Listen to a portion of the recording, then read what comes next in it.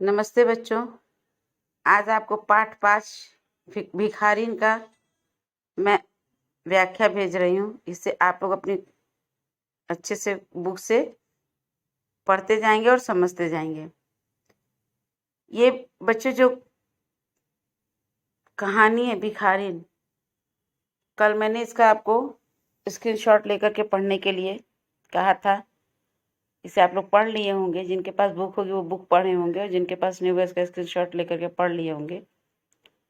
इसमें बच्चों जो इसके जो लेखक हैं रविंद्रनाथ टैगोर, ये एक विश्वविख्यात लेखक हैं। ये कहानी भी लिखते थे और ये कविताएं भी लिखते थे। इनकी जो कहानियां थी वो ऐसी मर्मस्पर्शी और समाज को प्रेरित करने वाली कहानियां होती हैं, जिनको कि पढ़ करके आप एक सही माने में इंसान क्या होता है, किसको कहा जाएगा कि हाँ इसमें इंसानियत है, ऐसी चीजों को वे उजागर करते थे अपने लेखन के द्वारा। उस लेखन में इन्होंने जो पाठ भिखारिन को लिया, इसमें उन्होंने यह दर्शाया कि जरूरी नहीं है कि किसी की सेवा करने के लिए हमारे पास खूब धन दौलत हो ही और हम बहुत अमीर हों तो ही जो है हम किसी को कुछ दे सकते हैं। नहीं, इसमें इन्होंने भिखारिन शब्द इसलिए किया कि असली में भिखारी कौन है।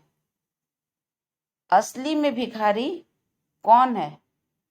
वह व्यक्ति जो चाहे वो किसी भी तरह से कहीं से भी अगर कोई उसकी मदद कर दे रहा, चाहे वो कितना भी सेठ साहूकार क्यों ना हो, अगर कोई किसी की उसकी मदद कर दे रहा है तो उस समय वह भिखारी के रूप में रहेगा और जो देने वाला करने वाला रहेगा वह उसका दाता होगा।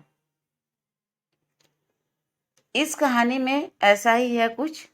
मैं पढ़ते जा रही हूँ, आप लोगों को बताते जा रही हूँ, समझाते जा रही हूँ। विश्वविख्यात लेखक रविंद्रनाथ टैगोर द्वारा लिखित प्रस्तुत कहानी में अंधी भिखारिन व सेठ बनारसी दास मुख्य पात्र हैं। कहानी में पात्रों के मनोवैज्ञानिक विश्लेषण का चरम विकास पाया जाता है। अंधी भिखारिन किसी अनजान बच्चे पर अपनी सारी ममता धन दौलत लुटा देती है, जबकि सेठ बनारसी दास समय पर बदलता रहता है। कहानी में चरित्रों के अंतर्द्वंद का विशेष स्थान रहा है। ममता व बलिदान की भावनाएं पाठक पर अमिट छाप छोड़ती हैं। अंधी प्रतिदिन मंदिर के दरवाजे पर आकर खड़ी होती, दर्शन करने वाले बाहर निकलते तो वह अपना हाथ फैला देती और नम्रता से कहती, बाबूजी अंधी पर दया हो जाए। वह जानती थी कि मंदिर में आने वाले सहृदय और श्रद्धालु हुआ करते हैं। उसका यह अनुमान असत्य न था। आने जाने वाले 2-4 पैसे उसके हाथ पर रख ही देते। अंधी उनको दुआएं देती और उनकी सहृदयता को सराहती। स्त्रियां भी उसके पल्ले में थोड़ा बहुत अनाज डाल जाया करती थीं। प्रातः से संध्या तक इसी प्रकार हाथ फैलाए खड़ी रहती। उसके पश्चात मन ही मन भगवान को प्रणाम करती और अपनी लाठी के सहारे झोपड़ी का पथ ग्रहण करती। उसकी झोपड़ी नगर से बाहर थी। रास्ते में ही याचना करती जाती, किंतु राहगीरों में अधिक संख्या श्वेत वस्त्रों वालों की होती, जो पैसे देने की अपेक्षा झिड़कियां दिया करते थे। तब भी अंधी निराश न होती। उसकी याचना बराबर जारी रहती। झोपड़ी तक पहुंचते पहुंचते उसे 2-4 पैसे और मिल ही जाते।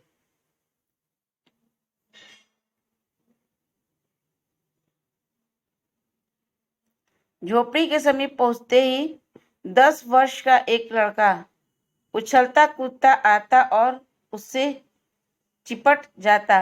अंधी उसे अकेला अकेला देखा था। सॉरी बच्चों। टटोल कर उसके मस्तक को चूमती। बच्चा कौन है, किसका है, कहाँ से आया, इस बात में कोई परिचित नहीं था। 7 वर्ष हुए, पास पड़ोस ने उसे अकेले देखा था। उन्हीं दिनों एक दिन संध्या समय लोगों ने उसकी गोद में एक बच्चा देखा। वह रो रहा था। अंधी उसका मुख चूम चूम कर उसे चुप कराने का प्रयत्न कर रही थी। वह कोई असाधारण घटना न थी, अतः किसी ने भी नहीं पूछा कि बच्चा किसका है। उसी दिन से यह बच्चा अंधी के पास रहता था और प्रसन्न था। उसको सब अपने से अच्छा खिलाती और पहनाती। यानी कि वो बच्चा जो उसे कहीं से मिला हुआ था, पहले अंधी के पास कोई भी नहीं रहता था, लेकिन वो बच्चा उसको कहीं से मिला हुआ था 7 साल पहले, और वो अंधी जो है उसी पे अपना सारा प्यार, धन दौलत सब कुछ लुटाती रहती थी, जबकि वह एक गरीब महिला थी। फिर भी जो है बच्चे की देखभाल में वह कोई कोर कसर नहीं रखती थी। अंधी ने अपनी झोपड़ी में एक हांडी गाड़ रखी थी। हांडी मतलब जो हड़िया होता है, जो मिट्टी का थोड़ा सा घड़ा टाइप का बर्तन होता है, उसको हांडी कहते हैं। छोटा होता है तो उसको हांडी कहते हैं।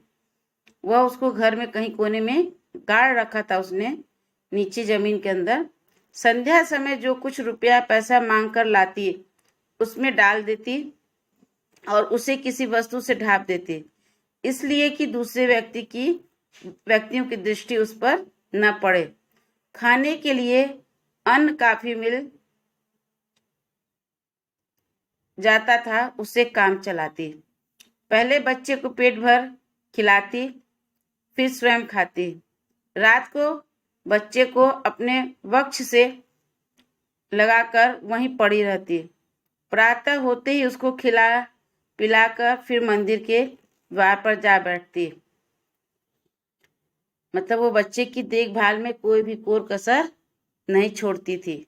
हर तरफ से उसको कोशिश करती थी कि उसे वह संभाल करके अच्छे से रखे। काशी में सेठ बनारसी दास बहुत प्रसिद्ध व्यक्ति थे। बच्चा बच्चा उनकी कोठी से परिचित था। बहुत बड़े देशभक्त और धर्मात्मा थे। धर्म में उनकी बड़ी रुचि थी। दिन के 12 बजे तक सेठ स्नान ध्यान में संलग्न रहते। कोठी पर हर समय भीड़ लगी रहती। कर्ज के इच्छुक तो आते ही थे, परंतु ऐसे व्यक्तियों का भी तांता बंधा रहता जो अपनी पूंजी सेठ के पास धरोहर रूप में रखते थे। सैकड़ों भिखारी अपनी जमा पूंजी इन्हीं सेठ जी के पास जमा कर जाते थे। अंधी को भी यह बात ज्ञात थी, किंतु पता नहीं अब तक वह अपनी कमाई यहाँ जमा करने में क्यों हिचकिचाती रही।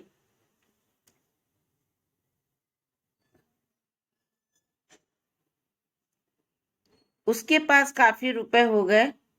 हांडी लगभग पूरी भर गई थी। उसको शंका थी कि कोई चुरा न ले। एक दिन संध्या समय अंधी ने वह हांडी उठाई और अपने फटे हुए आंचल में छिपाकर सेठ जी की कोठी पर पहुंची। सेठ जी बही खाते के पृष्ठ उलट रहे थे। उन्होंने पूछा, क्या है बुढ़िया?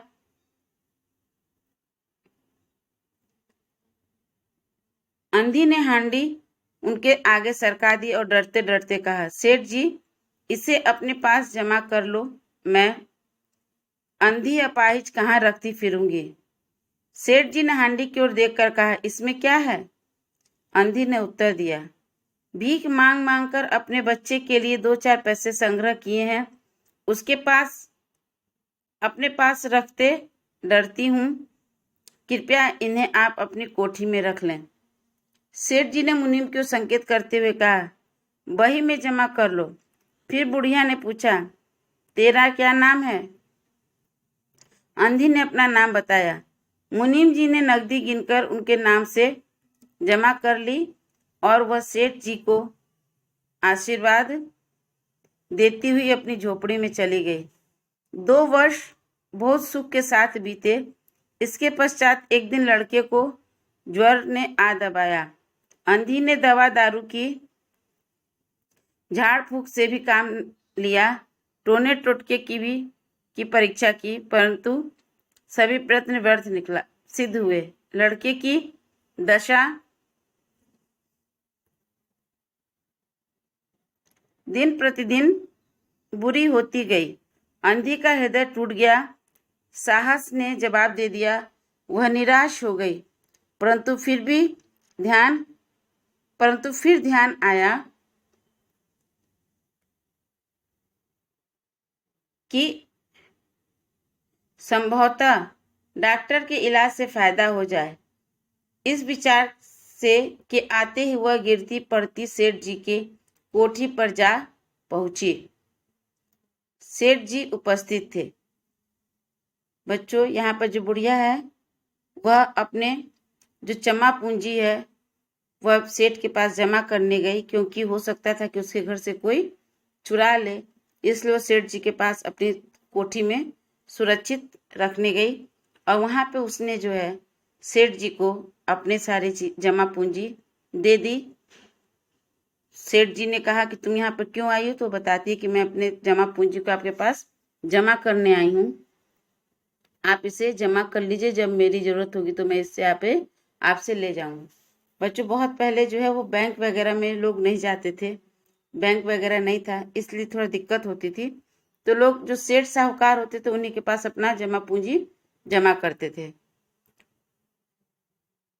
इसके बाद जो है जब बच्चे की तबीयत खराब होती है तो उसे पैसे की जरूरत पड़ती है, तब वह सेठ जी के पास जाती है। आज का बच्चों सिर्फ इतना ही है वीडियो, इसको आप लोग देख लीजिएगा व्याख्या, बाकी का मैं कल आपको भेजूंगी। धन्यवाद।